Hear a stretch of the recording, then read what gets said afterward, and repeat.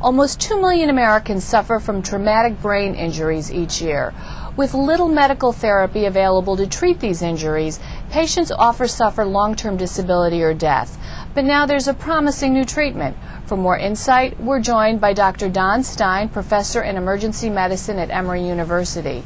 Dr. Stein, thank you so much for joining us. Thank you for having me. I'm happy to be here. You're spearheading a big multi-trial study that's looking at a new treatment, a new medical treatment for traumatic brain injuries. Tell us a little bit about the study. Well, actually, it's a number of my colleagues in emergency medicine that are actually spearheading that. I'm kind of in the background doing a lot of the basic research on that. But what we're involved with right now is planning for a multi-center trial to treat the victims of traumatic brain injury with progesterone, which we found very recently in a controlled trial here at Emory University and Grady Memorial Hospital, that it was very successful in reducing mortality after traumatic brain injury and improving functional outcomes. So it's an early stage study that now will go to multi-center testing under the auspices of the National Institutes of Health. Now, you said progesterone. Of course, most women in America will be familiar with that. That's one of the sex hormones, along with estrogen, that women are so familiar with, and we tend to think of it in terms of things, involving your uterus, not your brain. And obviously you're talking about men and women. So what is it about progesterone that may be helpful or healthy for brains? Well, first of all, many people do think of it just as a sex hormone, but it's really something much more complicated than that, because both men and women have it in their brains directly, and so it's more than that. But one of the things that progesterone has been shown to do, and that led us to the clinical trials, is that it dramatically reduces a lot of the swelling and inflammation that are often caused by injuries to the brain and nervous system, including the spinal cord. So it has a number of very interesting, important effects that it also does during the development of the fetus, and it has, because it has so many of these effects, and because development is so much like many of the processes that the brain undergoes as it tries to repair itself, it's not tremendously surprising to those of us who have worked in the field for many years that it also would have very beneficial effects in repairing the damaged nervous system. Dr. Stein, I know that there's been tremendous advances in terms of traumatic brain injury, in terms of rehabilitation, but when it comes to medication, there hasn't been a lot, has there?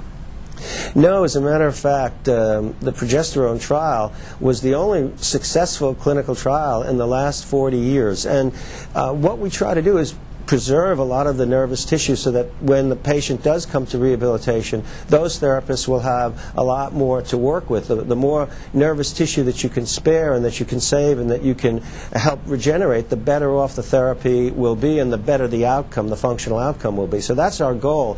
Our work really treats the patient in the first few hours to days after the injury process, whereas rehabilitation begins sometime after that. Is it too simple to say that what you're hoping to do is to stop cells in the brain from dying? Absolutely. That is exactly what I would say. It's called neuroprotection, and the idea is to reduce a lot of those inflammatory processes, reduce the swelling, reduce all these really toxic chemical events that build up in the brain as a result of injury. And that's what we've been finding, how progesterone works. It does exactly that. Well, when we use the term traumatic brain injury, of course, I think so many people are thinking about the soldiers who are coming back from the war with those kinds of injuries. Might this be beneficial for them?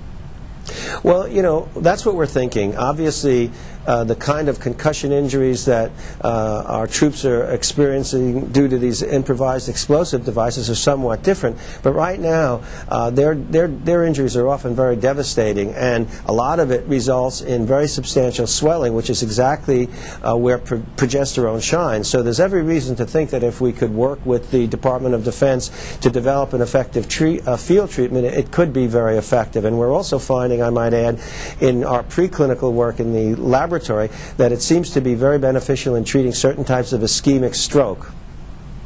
How do you get the medicine to the brain? Well, basically it's very simple. We just inject it.